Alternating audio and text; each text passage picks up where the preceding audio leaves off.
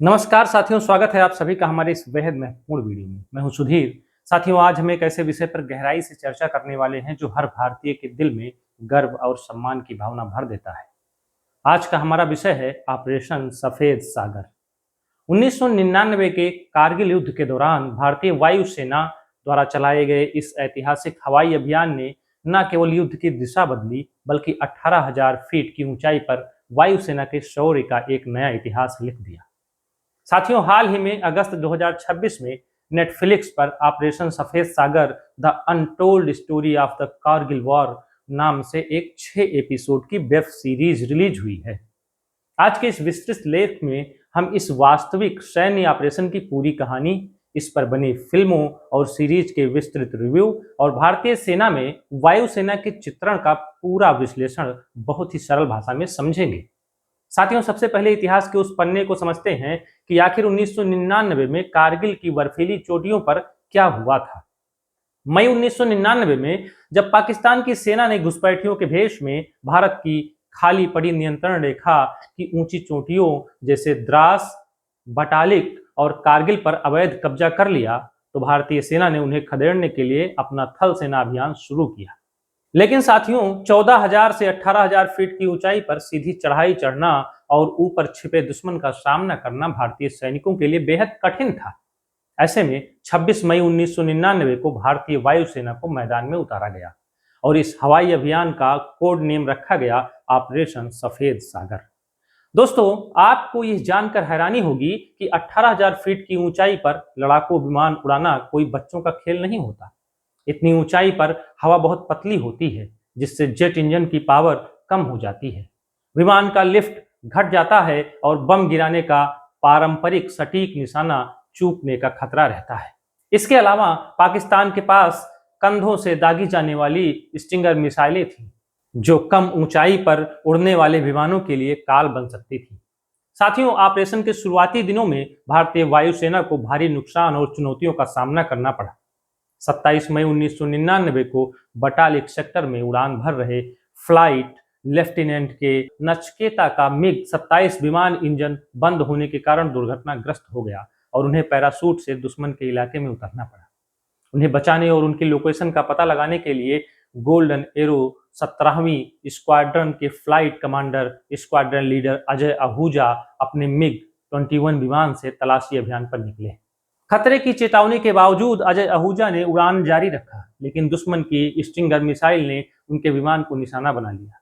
हालांकि वे सुरक्षित रूप से इजेक्ट हो गए, लेकिन जमीन पर उतरते ही उन्हें पाकिस्तानी सेना ने बंदी बना लिया और बाद में शहीद कर दिया। अगले ही दिन 28 मई को एक Mi-17 हेलीकॉप्टर भी दुश्मन की मिसाइल का शिकार हो गया, जिसमें 4 जाबाज वायु सैनिक शहीद हो गए। लेकिन साथियों, भारतीय वायुसेना ने हार नहीं मानी। हमारे वायुवीरों ने तुरंत अपनी रणनीति बदल ली। उच्च तकनीक वाले मिराज 2000 विमानों को मैदान में उतारा गया और पहली बार लेजर गाइडेड बमों का इस्तेमाल किया गया। 17 जून 1999 को मुंथो ढालो में स्थित पाकिस्तानी सेना के सबसे बड़े रसद डिपो को पूरी तरह तबाह कर दिया गया। इसके बाद 24 जून को टाइगर हिल पर सटीक बमबारी कर दुश्मन की कमर तोड़ दी गई। वायुसेना के इस प्रहार ने भारतीय थल सेना के लिए चोटियों पर तिरंगा फहराने का रास्ता साफ कर दिया। इस पूरे ऑपरेशन के दौरान वायुसेना ने लगभग 550 स्ट्राइक सॉर्टीज, 150 रेक्की मिशन और 2100 से अधिक हेलीकॉप्टर उड़ानें भरी।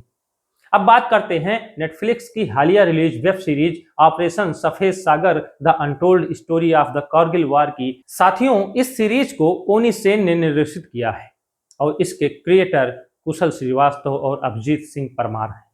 आपको यह जानकर बहुत खुशी होगी कि कुशल श्रीवास्तव खुद वायुसेना के पूर्व अधिकारी रह चुके हैं, जिन्होंने 2000 में वायुसेना ज्वाइन की थी और वर्षों की रिसर्च के बाद इस सीरीज को बनाया है। लगभग 215 करोड़ रुपए के बजट में बनी इस सीरीज की शूटिंग 115 दिनों तक 11 शहरों में की गई। स्पीति घाटी, सिंकुला पास और रोहतांग जैसे कठिन लोकेशनों पर 16,000 फीट की ऊंचाई पर शूटिंग की गई, ताकि असल युद्ध जैसी परिस्थितियों को पर्दे पर दिखाया जा सके। साथ ही मिग 21 विमानों के रिटायर होने से ठीक पहले वास्तविक एयरबेस और असली विमानों के साथ ग्राउंड सीक्वेंस शूट किए गए। साथियों, इस 6 एपिसोड की सीरीज में स्टारकास्ट ने बेहतरीन काम किया है, दक्षिण भारतीय फिल्मों के जाने माने अभिनेता सिद्धार्थ ने स्क्वाड्रन लीडर अजय आहूजा का किरदार निभाया है, जो सीरीज की भावनात्मक आत्मा है। जिमी शेरगिल ने 17वीं स्क्वाड्रन के commanding officer wing commander V S Tony Dhanoa, जो बाद में भारत के वायुसेना प्रमुख बने, की भूमिका निभाई है। इनके अलावा अभय वर्मा ने फ्लाइंग ऑफिसर राजपाल सिंह धालीवाल, मिहिर आहूजा ने बाल्दी, तारुक रैना ने शांगी और आदिल हुसैन ने एयर मार्शल विनोद पत्नी का किरदार निभाया है। सीरीज का कथानक बहुत ही व्यवस्थित तरीके से आगे बढ़ता है। शुरुआती एपिसोड्स पीस एंड वार, सदा ए सरहद, सफेद सागर में एक तरफ प्रधानमंत्री अटल बिहारी वाजपेयी जी की लाहौर बस यात्रा और शांति पहलों को दिखाया गया है, तो दूसरी तरफ पाकिस्तान के army chief general Pervez Musharraf की गुप्त साजिश को उकेरा गया है। बटिंडा एयरबेस पर युवा पायलटों की ट्रेनिंग और उनकी आपस में बॉन्डिंग को दिखाया गया है। चौथे एपिसोड से जब युद्ध भड़कता है और golden arrow squadron Srinagar airbase पहुंचती है, तब कहानी में जबरदस्त गति आ जाती है। पांचवें और छठे एपिसोड बॉम्ब्स अवे और लाइन ऑफ कंट्रोल में 27 मई 1999 की वो दुखद घटना, अजय आहूजा का बलिदान और फिर वायुसेना द्वारा दुश्मन के ठिकानों पर विनाशकारी हमले का दृश्य रोंगटे खड़े कर देता है। साथियों, इस सीरीज की सबसे बड़ी खासियत यह है कि यह केवल अंधाधुंध गोलियों और धमाकों पर निर्भर नहीं है, बल्कि कूटनीति और राजनीतिक फैसलों पर भी गहराई से बात करती है। सीरीज में दिखाया गया है कि कैसे प्रधानमंत्री अटल बिहारी वाजपेयी यानी अंजन श्रीवास्तव ने सख्त निर्देश दिए थे कि भारतीय वायुसेना को किसी भी हाल में नियंत्रण रेखा पार नहीं करनी है, ताकि यह सीमित संघर्ष एक पूर्ण परमाणु युद्ध में न बदल जाए। दूसरी तरफ पाकिस्तान के आंतरिक राजनीतिक तनाव को बहुत खूबसूरती से दिखाया गया है, जहां पीएम नवाज शरीफ यानी विनय पाठक और जनरल मुशर्रफ यानी मनोहर चड्ढा के बीच की खींचतान और अमेरिकी राष्ट्रपति बिल क्लिंटन यानी मार्क बेनिंगटन के कूटनीतिक दबाव को दर्शाया गया है। दोस्तों, किसी भी सैन्य फिल्म के लिए सबसे बड़ा सर्टिफिकेट वायुसेना के पूर्व अधिकारियों और दिग्गजों की समीक्षा होती है। ऑपरेशन सफेद सागर को भारतीय वायुसेना के दिग्गजों ने बहुत सराहा है। एयर कमोडोर गौरव एम त्रिपाठी, जो रिटायर्ड हैं, उन्होंने सीरीज देखने के बाद कहा कि इसमें 90 के दशक की एयरफोर्स लाइफ और उसके कल्चर को बेहद सटीक रूप से दिखाया गया है। उन्होंने विशेष रूप से बाउंसिंग परंपरा का जिक्र किया, जो वायुसेना में एक अनोखी परंपरा है, जिसमें जूनियर अधिकारी रात में अचानक बिना बताए किसी सीनियर अधिकारी के घर खाना खाने पहुंच जाते हैं। सीरीज में दिखाया गया है कि जब युवा पायलट रात में अजय आहूजा के घर पहुंचते हैं, तो उनकी पत्नी अलका आहूजा उन्हें सब्जी काटने के काम में लगा देती हैं और हंसते खेलते खाना खिलाती हैं। इसके अलावा पायलटों द्वारा पहनी जाने वाली टाइमैक्स एक्सपीडिशन घड़ियां, बजाज चेतक स्कूटर और एयरफोर्स क्वार्टर के इंटीरियर जैसी छोटी छोटी बातों का भी पूरा ध्यान रखा गया है। पूर्व सैनिक सत्यम कुशवाहा ने कहा कि यह सीरीज बेवजह की नारेबाजी के बजाय अनुशासन, पेशेवर रवैये और असली बहादुरी पर ध्यान केंद्रित करती है। यदि समीक्षा की दृष्टि से देखें तो समीक्षकों ने ओनी सेन के निर्देशन और सिद्धार्थ व जिमी शेरगिल के अभिनय की जमकर तारीफ की है। सिद्धार्थ ने अजय आहूजा के शांत, मजाकिया और जिम्मेदार रूप को बहुत ही जीवंत किया है। हालांकि कुछ समीक्षकों ने यह भी माना कि फ्लाइट लेफ्टिनेंट के नचिकेता के युद्धबंदी बनने और 3 जून को उनकी रिहाई के घटनाक्रम को थोड़ा कम समय दिया गया। इसके अलावा कुछ हवाई दृश्यों के वीएफएक्स में हॉलीवुड के स्तर की फिनिशिंग की थोड़ी कमी खली, लेकिन ओवरऑल स्क्रीन प्ले और बैकग्राउंड म्यूजिक ने इसे संभाल लिया। साथियों, जब हम कारगिल युद्ध और भारतीय वायुसेना पर बनी फिल्मों की बात करते हैं, तो 2020 में आई film Gunjan Saxena the Kargil girl की चर्चा करना बहुत जरूरी हो जाता है। नेटफ्लिक्स पर रिलीज हुई इस बायोपिक में जानवी कपूर ने गुंजन सक्सेना और पंकज त्रिपाठी ने उनके पिता का किरदार निभाया था। फिल्म को 8 फिल्म फेयर नॉमिनेशन मिले और पंकज त्रिपाठी के अभिनय को बहुत पसंद किया गया। लेकिन साथियों, इस फिल्म को लेकर बड़ा विवाद भी खड़ा हुआ था। भारतीय वायुसेना ने सेंसर बोर्ड को पत्र लिखकर आधिकारिक आपत्ति जताई थी कि फिल्म में वायुसेना को अत्यधिक लैंगिक भेदभाव और पुरुष प्रधानता से ग्रस्त दिखाया गया है, जहां महिला अधिकारी को आर्म कुश्ती के लिए मजबूर किया जाता है या चेंजिंग रूम तक नहीं दिया जाता। वायुसेना ने स्पष्ट किया कि वह एक जेंडर न्यूट्रल संस्था है। इसके अलावा गुंजन सक्सेना की बैचमेट विंग कमांडर श्री विद्या राजन ने खुलासा किया था कि कारगिल के युद्ध क्षेत्र में उड़ान भरने वाली पहली महिला पायलट वह स्वयं थी, जो गुंजन सक्सेना से पहले श्रीनगर पहुंची थी।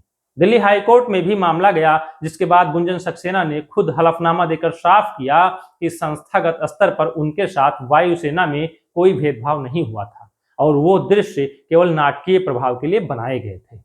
इसके अलावा साथियों, अगर हम कारगिल युद्ध और वायुसेना पर बनी अन्य फिल्मों का लेखा जोखा देखें तो एलओसी कारगिल 2003 जेपी दत्ता की यह 4 घंटे की फिल्म थल सेना के विभिन्न बटालियनों के त्याग की विस्तृत कहानी बताती है, जो काफी हद तक वास्तविक घटनाओं पर आधारित थी।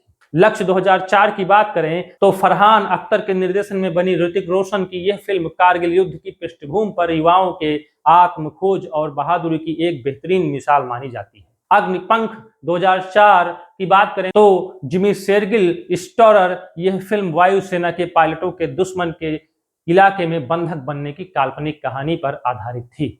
शेरशाह 2021 की बात करें तो कैप्टन विक्रम बत्रा परमवीर चक्र की बायोपिक, जिसने पूरे देश को रुला दिया और कारगिल के जमीनी युद्ध की असली तस्वीर पेश की।